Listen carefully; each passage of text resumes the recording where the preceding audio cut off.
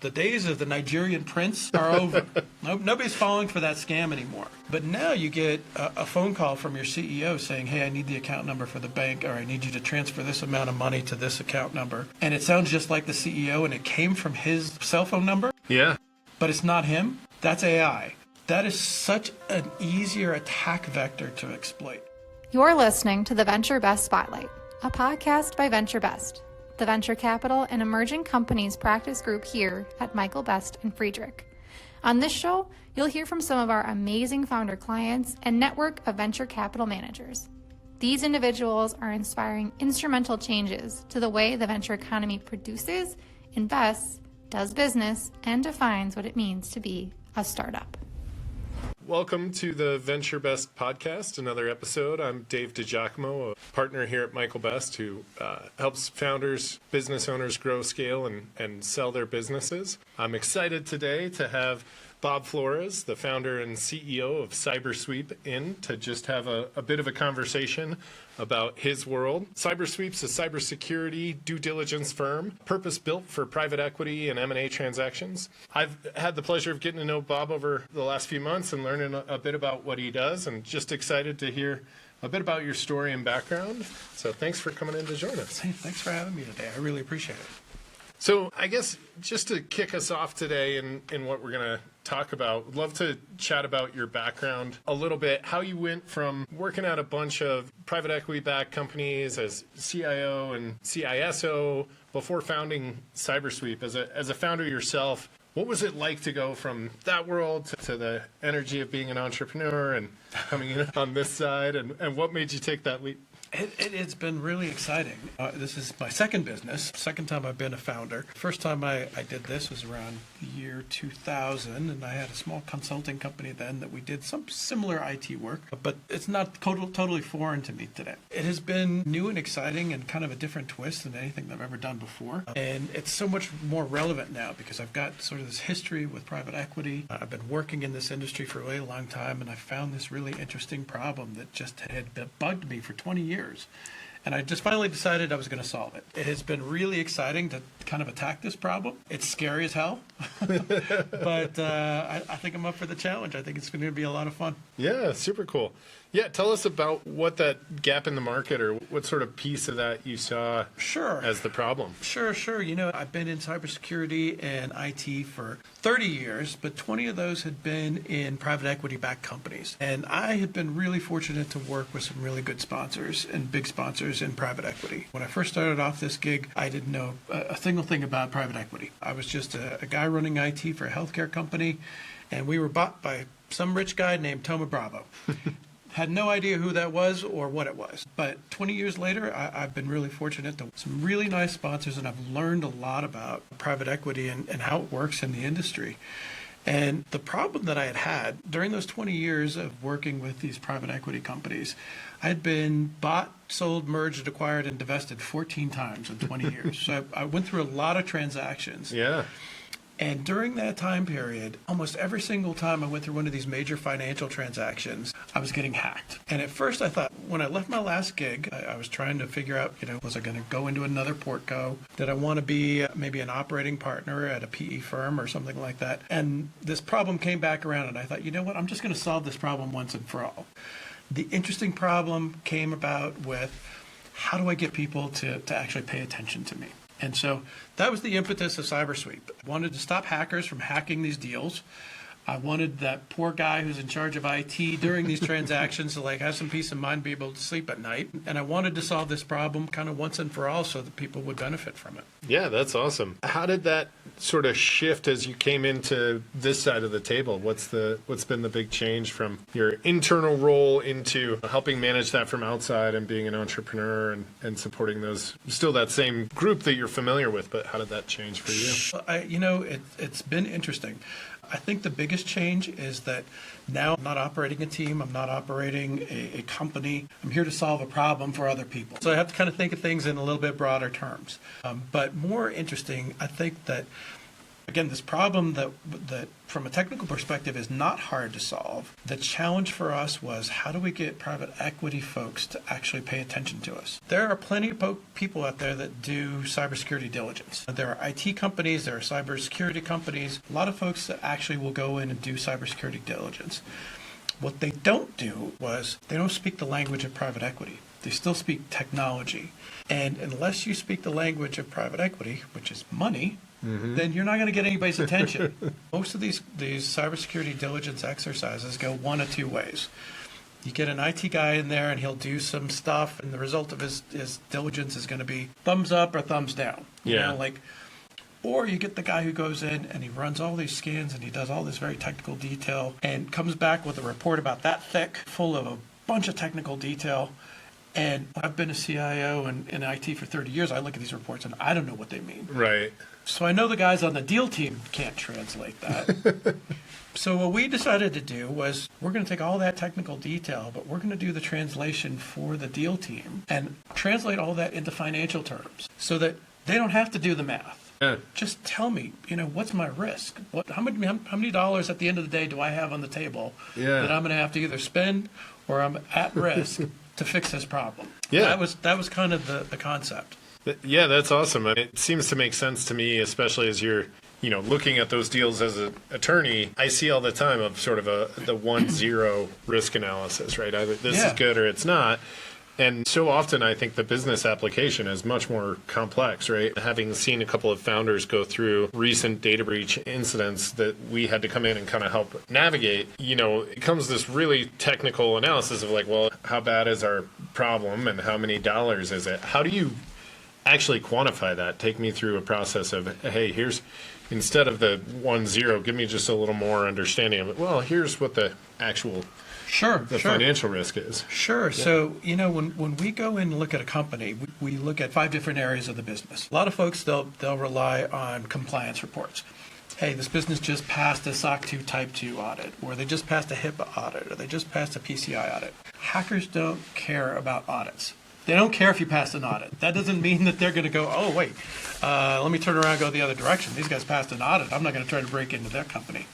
So we approach this from kind of a multi-directional approach, first of all. We not only look at governance and compliance, because that is a component, but we also look at those audits and then we look at reality. What did you tell the auditor to pass the audit versus what are you really doing? And I'm not the HIPAA police. I'm not there to rat you out. But I will call out, hey, here's what you told somebody to pass the audit, and here's what you're actually doing, and that gap is going to come back to bite you. So we try to identify those things and help the customers to fix those problems. Second thing we do is we do an incredibly extensive dark web scan. So we look at these companies and we go out onto the dark web and we look for any kind of information that may have been stolen from them in the past and that is now out there on the dark web for sale or for trade or for things like that. If there's content out there from these companies that's already on the dark web, you might be a dead man walking. You just don't know it yet. Yeah. You may have already have a hacker in your network. Yeah. So that's a really good indicator that there may already be a problem. Then we look at 2 things kind of in conjunction, insurance and incident response, because they kind of go hand in hand. Insurance is all about how much cybersecurity insurance do we have today? Does it cover everything that we're going to need to cover if we do get hacked? Yeah. And a lot of people take the approach of, well, what's it going to cost to recover my IT systems? But if you're an IT guy and you're really good at this, recovering your IT systems should be the least of your worries. We look at things like, what's it going to cost you in terms of reputational damage? If you get hacked and you're on the front page of the newspaper, what's it going to cost you to recover from something like that? That's a real issue. Let's say the systems that run your business are down, and now you're paying X number of employees their daily salary, but they're not generating anything. They can't do anything. Yeah. You got to pay that. That's a sunk cost. What's it going to cost you in terms of fines, penalties, lawsuits, things that are downstream from a hack? Yeah. All of those come with a tremendous amount of liability. So we try to quantify all of that, and we help customers understand, you got this much cybersecurity insurance, but you got this much risk. Yeah. Maybe you need to balance those 2 out. Yeah. Incident response is kind of the flip side of that. That's really all about, what are you going to do when the bad day happens? Do you have a plan? Do you have those backups that you think you have, and have you exercised them? Yeah. Have you tested them? How do they actually go? Yeah. Yeah. IT guys, I've been an IT guy. we love to collect backups, and we say we're safe. But unless you've tested them, you don't know that they're going to work that day that you actually need them. So we look at things like that. The fourth point is all about vulnerability management. And what that means is, how are you making sure that all of your software, your hardware, your firmware, all those sorts of things are up to date? Yeah. Because that's really what keeps the bad guys out, you know? Yeah. If you're on software that was 3 years old, guess what? There's vulnerabilities in that. So do you have a way to make sure that you're doing that sort of thing within your company? And is it systematic, and can you prove that you're actually doing it on a regular basis? Yeah. And then the last thing that we do that I think is probably where my guys have the most fun is that we have arguably some of the best ethical hackers around on our team. And we set these guys loose, you know, like go in from internal and external perspectives and see how vulnerable this company is. Yeah. You know, we do what's called a penetration test. And we're really testing that security perimeter to see how far can expert hackers, they're good guys, but they're expert hackers, how far can they get into your company? Yeah. And is it a fatal blow if they do? So these guys have so much fun doing this. They're experts at this. That's what they do for a living. They tell me, Bob, we hack for fun, but we write reports for money. Yeah. That's their perspective on this. And so they'll go in and they'll do these penetration tests and bring back all of these technical results. The output of all of this is all of these things go into a report, and we quantify all of the technical risk. But then through our proprietary process, and we spend a lot of time on how do you translate technical risk into dollars, we've got a statistical methodology that we use. But basically what it says is, how hard is it to hack something, and how probable is it? Yeah. Doing that with some very cool math, we can translate those two data points into dollars and cents. So the end of the day, what we come up with is a really simple report. Like the first page of this thing is literally, hey, these are the 3 or 4 things that we found in your company that if we weren't good guys, we'd own your company right now. Yeah. So hand this list to the nearest IT guy. He'll know what to do with it. Them. He'll fix them. Call us if you need help. The second page of this report is, for each of those 5 areas that I just mentioned, there's a chart. And on that chart, the first column on this chart for each one of those 5 areas is, here's what we directionally think it's going to cost to fix these problems. Yeah. Now, we don't fix problems, because I never want to be accused of being the guy who has his thumb on the scale, right, making things look worse than they really are. Yeah, sold the solution. Exactly, through exactly. Your process. Yeah. So I want to keep things above board. The second column over, though, is where things get interesting, because this is where we say, if you don't fix the problems in column 1, this is what it's going to cost you if you get hacked. And that number is always, it's take column 1 and add 2 or 3 zeros. Yeah. Because hacks get really expensive really quick. Yeah. You know, all those fines, penalties, IT recovery, all that stuff costs a lot of money. So that's column 2, and that's usually a real eye-opener for customers. Like, hey, I could spend this much in prevention, or I can spend this much in, later. Yeah. Kind of the bottom line of this report, we came up with this term called the RDA, the Recommended Deal Adjustment Number. And that's the number that we tell our clients, because this is the real risk that you are assuming on day 1 when you buy this company. Yeah. So go into the transaction eyes wide open, Yeah. Claw back as much of this as you can at the deal table. If you can't because, hey, maybe this is a competitive bid. Yeah. All right, well, then they go to a guy like you and say, hey, help me build into my acquisition contract indemnifications or acquisition clauses that say, you guys are going to fix these problems. Yeah. You're going to do it on your dime, and you're going to do it on this schedule. Otherwise, there are repercussions contractually. Also, run to your nearest insurance guy who's insuring this deal and say, hey, I found some more risk in this deal than I knew about. I need to get some bridge coverage while we're fixing these problems, because if I get hit in the meantime, then I'm hosed. Yes. So it's a combination of remediations. I make the analogy all the time. I'm just a glorified home inspector. Before you buy a house, you send in a guy. He looks at the electrical, he looks at the plumbing, and he comes back and he says, hey, go back and adjust your offer. To worry about. Yeah. I do the same thing. Yeah, I mean, it's an interesting positioning. It has me thinking about, hey, you have a business owner on the other side who's getting ready for a sale transaction. And I've heard folks throughout the years sort of make the joke about data privacy and breaches is like, there's 2 types of companies out there. Those who've had a data incident, breach, and those who don't know they've been hacked yet. Absolutely. And so I'm sort of curious how true you find that statement as you go through this diligence process. And to continue with your analogy, I think in those similar way, like every home's got something they didn't update, So how much of this becomes sort of a deal negotiation tool? And then also, how do you think about applying what you do to people who aren't in the middle of a transaction, or how do you kind of prepare the right way? Sure. I'll say this. One, everybody's at risk. Yeah. Every single day there's a new vulnerability that comes out. That's why they call them zero-day events. Every day somebody's inventing a new way to hack something. The way you have to think about it is, how do I compare with my peers? Yeah. How am I doing kind of on an average? Part of what we do, and we just rolled this out kind of this last year, is a new offering that we're calling Portfolio Shield.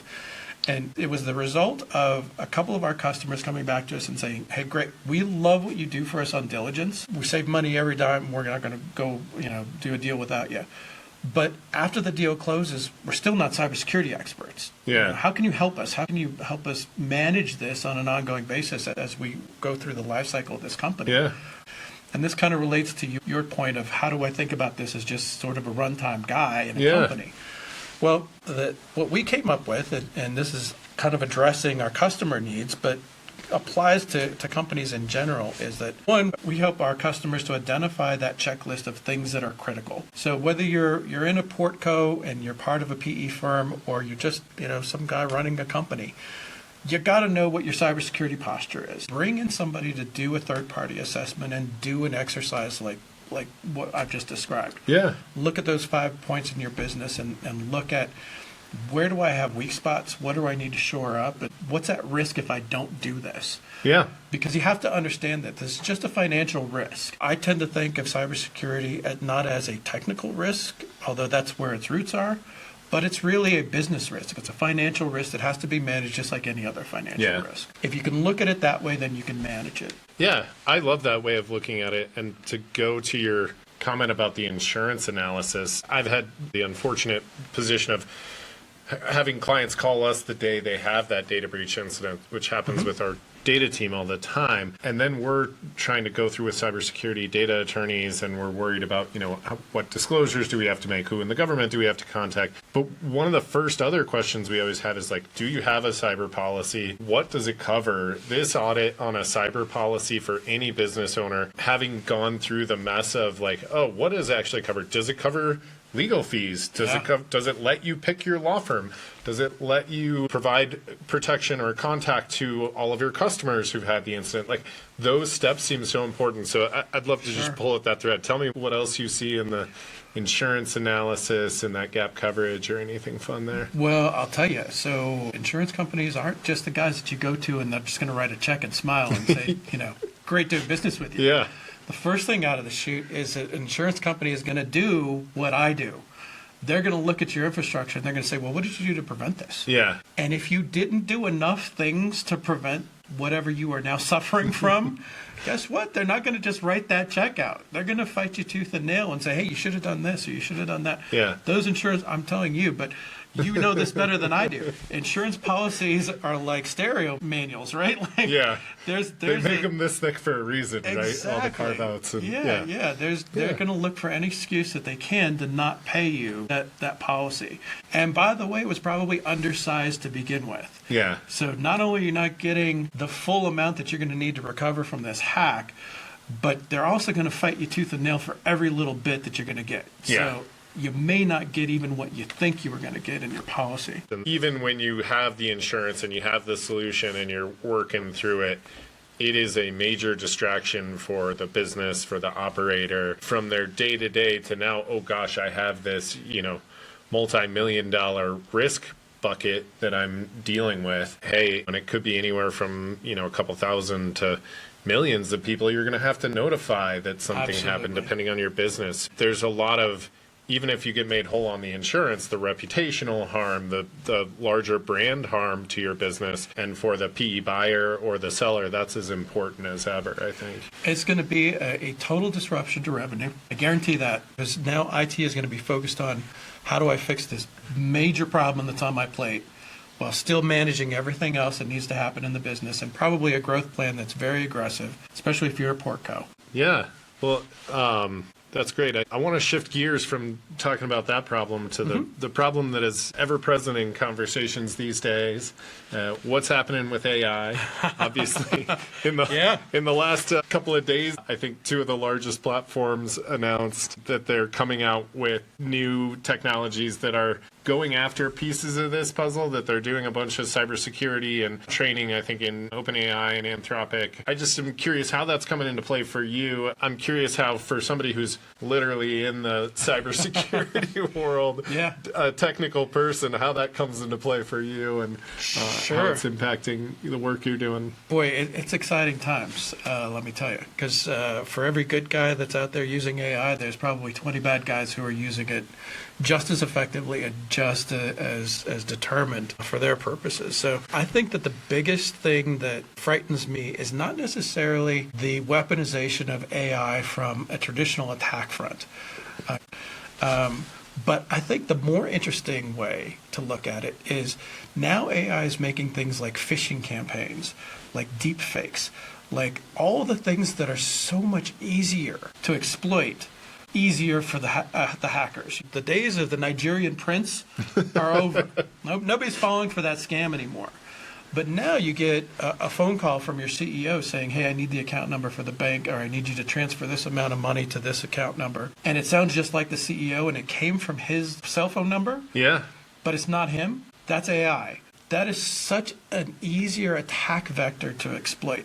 Hackers take the path of least resistance, right? In almost every case, like very few of these guys do this for the challenge. Yeah. They're doing it for the payday. Yeah. So it's easier to make a deep fake of a CEO saying, hey, I need you to transfer money from this account to this account. We'll settle it when I get back in the office. That is a much easier path than let me use an AI engine to find all the vulnerabilities in this network and then follow the thread and break into the financial. That's a pain in the butt. Yeah. So now the approach that I think really investors need to worry about is how far have hackers used AI to embed themselves into companies that you may buy tomorrow? Because there's this concept of dwell time. And really what it means is it's the time between when a hacker has a foothold in a company and actually is in there versus when they actually do something. And right now in the industry, the working statistic that everybody assumes is more or less accurate is that the average dwell time is between 9 and 12 months. That means that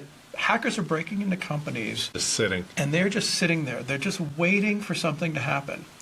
And if you're an investor and you're looking at a company and you're thinking of buying it, what if there's a guy already there waiting for you? Yeah. What if there's somebody just like, hey, this company doesn't make that much money today, but when that PE firm comes in and buys them, well, they got a lot of money. Yeah. They got $1 billion fund. I bet you I can do something then. That's what really scares me. And I think using AI to leverage that attack vector is becoming more and more prominent. Yeah, I mean, it's interesting. I happened to be at an alumni event for my law school recently, and there was a local judge. We were just chatting, and he was saying, I'm not going to know sometime soon whether a piece of evidence put in front of me in court was real or not, whether the video or the incident actually happened. And I think it's interesting to think about it unfolding, and especially in that context. How do you get a criminal conviction when you don't even know what's real or not? How are we going to navigate that? And as you think about it as it impacts cybersecurity or what's real in general, looking out in a crystal ball 12, 18 months, I'm going to ask you the really hard, is there a solution here? There are ways to solve this problem. You probably, when you got into this building, you have a badge, you have a PIN number. Yep. We call that multi-factor authentication. Things like that can be applied to some of these problems, but is there sort of a silver bullet that solves all of them? No. And as soon as we do, somebody's going to come up with a new way around it anyway. But I think the real threat isn't more attacks, it's just more believable attacks. Yeah. Like that. I don't think that we're going to see an uptick in the number of hackers trying to get into a company. I think they're just going to be more effective and more believable when they take the easy phishing scam way to get in. Yeah. It's like a next level cybersecurity training, right? Of like, Yeah. now you have to wonder whether each thing is real, much Sure. like the judge saying, I have to wonder if this evidence was even real, right? It becomes Yeah. not just training, but like behavioral. Yeah. You know, like Yeah. I have to be skeptical of everything. You're going to turn things around. You're guilty until proven innocent now. Yeah. Just one last thing on that sort of thread. As AI starts to get embedded, are there any other tips or tricks? I mean, I hear you on the training people and trying to figure out, making sure we're authenticating. Are there other things that, hey, I should be asking for or thinking through with my vendors and providers as Anthropic and, large AI platforms start to come out? Do you just see those as more tools? How should people be thinking about implementing that into their technical world? I think you have to be skeptical of anything with just AI in it right now. Yeah. Because everybody's putting AI on everything. All right, well, how are you reducing my financial risk here? Don't tell me about all the technical details. I get it. I understand that, you've got some magic Yeah. genie in there that's doing something that I don't understand, and it's better, faster, cheaper. Bottom line is, do I have fewer false positives, fewer false negatives when I think somebody's hacking me? Is that really happening, or is it just in my imagination? AIs have this nasty habit of called hallucinating. If a vendor can't prove to you, here's the real financial difference that we're going to make to your business, then is it just smoke and mirrors, Yeah. or is there really something tangible there? Yeah. I had the great privilege to work for a CFO once who became a good friend of mine. And boy, he taught me more about CFO stuff than I ever wanted to know. But what he drilled home to me was, Bob, IT is here to support the mission of the business. And if you can't quantify what you're doing in terms of dollars and cents, then nobody cares. If it's not going to make you more money or you can't tangibly point to savings, then it's probably just marketing chaff.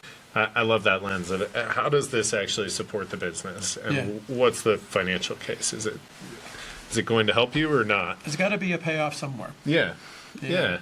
Yeah. And I think all of the AI tools are similar. It's like, what's the return and reward, right, as we start to implement them? I think Absolutely. that continues to be true. That's right. What's the ROI?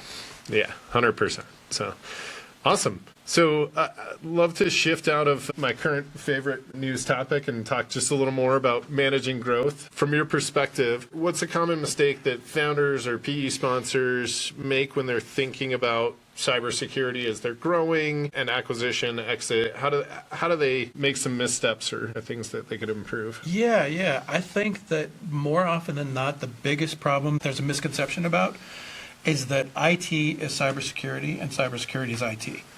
They are two completely different things. Just because you've got an IT team doesn't mean they know diddly about cybersecurity. And most companies don't focus enough on cybersecurity and having a dedicated team. Now, I'm saying this in general for like small and mid-market companies. Large enterprises, yeah, those guys have teams Yeah. dedicated to each one of these things. But I think that most people make the assumption that IT is handling cybersecurity. I've sat in both of these chairs, both as a CIO and as a CISO, and I cannot tell you how different those two chairs are. IT is all about, are my systems up? Are they running? Is the data there? Can people do the work that they need to do today on all the computer systems that I'm providing? Cybersecurity, their mission is, how do I lock all that stuff down? How do I make sure nobody can get into all that stuff that IT is providing? Yeah. And by the way, cybersecurity has such a huge human component that a lot of people overlook. That includes things like the training that you talked about earlier. Yeah. Like you got to lock your computer when you walk away from it every single time. Yeah. Because you never know who's roaming the halls who may want to look at something in your computer. There's even a physical component of cybersecurity that a lot of people don't think about. Yeah. One of our customers happened to be a healthcare company, and they hired us to do an assessment for them, but they also wanted to include a physical component of it because they had doctor's offices Yeah. all up and down the East Coast. So we went and visited one of these doctor's offices. And, what do you see when you go into a doctor's office? There's sort of a big desk and somebody behind. Greeting area. Yeah, there's somebody down there behind, 3 different monitors that are so big you can maybe see the top of their head. And we went into this doctor's office, and as we're talking to the receptionist, one of our physical penetration testers slips a USB drive in the back of the monitor. And guess what? Once you put that little USB drive in there, I have access to everything in that doctor's office and back at the home office as well. So when you think about cybersecurity, you have to think about silly things like, hey, maybe I need to stick a hot glue gun on the USB drive in the back of my monitors so that somebody can't just walk in and distract me while they're plugging something in and now have access to my entire network and all of my data. Two completely different disciplines.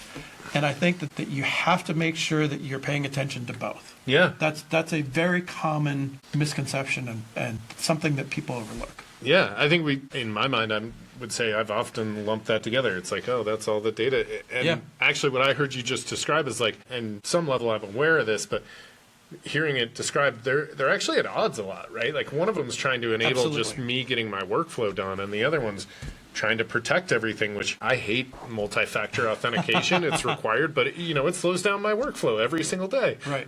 Because we're protecting our clients' data, and I'm sure you're protecting yours, but it does take an extra step, right? And so it's funny to think about those at tension. In a good organization, those are healthy tensions. There's give and takes, but in a good company that recognizes both of these things, there's emphasis on both. There's room for everybody. Yeah, that's awesome. In your own growth path, I'm curious about Cybersweep's growth. How have you thought about scaling and growing, deciding what to say yes to, what to delegate, when to hold on to certain things that you do personally in your role? Sure. The hardest thing is saying no, right? As a company, we get asked to do a lot of things. And I have been really adamant about being laser-like focused on what we do and what we do best. I don't want us to get distracted. I want to be focused on how we can be the best at what we're doing. Because as far as I know, we're the only company who's doing it this way. So we're literally, we're plowing new ground, and I can't rely on somebody else's reputation to bolster mine. Right? Yeah. From a personal leadership perspective, I will tell you, there's a lot of humility in running a company. And I think the biggest lesson for me is like, Bob, know what you're good at and don't do things that you're not good at. Find other people that are good at those things and let them do it. But, in my career, I've always been a really good delegator. I know my limitations. I know what I'm good at and what I'm not. And I like to find really smart people that can help me fill those gaps. So it's always a challenge, and it's always very, it's always very humbling when you think, I don't know how to do that. Yeah, I remember that from my own founder journey a number of times where I was like, oh, I am out of my depth, and I need to walk away from this. It is a hard thing to do, to let go. Nice. Looking back so far, what's one lesson you wish you'd learned earlier and when you stepped into the role? I think that if I had to do it all over again, I would not have underestimated what it takes to change people's perception of how things have always been. I kind of went into this whole opportunity thinking, this is so clearly a different, better way to do this problem, to solve this problem. Look, I never underestimate people's unwillingness to change because you could build a better mousetrap, but that doesn't mean that anybody's going to buy it. So I think that it's going to be challenging to get folks to kind of shift their mindset on how diligence works, how cybersecurity works across managing the risk in their portfolio, and how it can actually add value. I tell people, hey, for every dollar that you spend on mitigating risk, on managing risk within your companies, your portcos, across your entire portfolio, think of that exit day. When you're asking 5, 7, 10x for that company that you bought it for, cybersecurity is a component of that. And if you can tack a value onto it, like we do, you can add that to your valuation. And so I want everybody to understand, not only are you mitigating risk, but you're also adding value to the company. And as you build these programs out, if you can quantify that value, then you can justify a higher exit. It's all about changing hearts and minds, I guess. What they call that, winning hearts and minds. Yeah, winning them over. Yeah, it's a great way to think about why this prescription matters. As your business is growing, as your exit multiples, as you're bringing in outside capital, those tend to also lead to news events, right? This was sold, this just raised X money. That moment is often the time that the hackers have their stable of things they're looking for. Yeah. And so being ready before that news event can be a huge decider or driver. Yeah, I'll tell you what, one of the strongest reasons that I started Cybersweep a couple years ago was that as I was doing research in the industry, I found this industry bulletin that was issued by the FBI back in 2023. And it was to the private equity industry. And this industry bulletin said, hey, look, guys, hackers are going on to PitchBook, they're going on to Crunchbase, they're going on to all of these deal sites where everybody announces what they're doing. Yep. They're finding these companies that are shiny little diamonds, and they're breaking in and they're waiting for you. Yep. And they're waiting for you to buy them, because once you do, they know that they've got a big fish on the line. Yeah. And somebody who can pay them. So be wary and do your diligence better. Yeah. Awesome.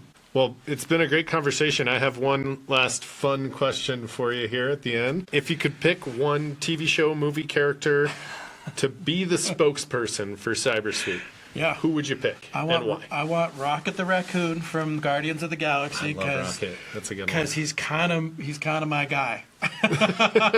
If I had to embody a character, it would be him. I think I'd fit seamlessly.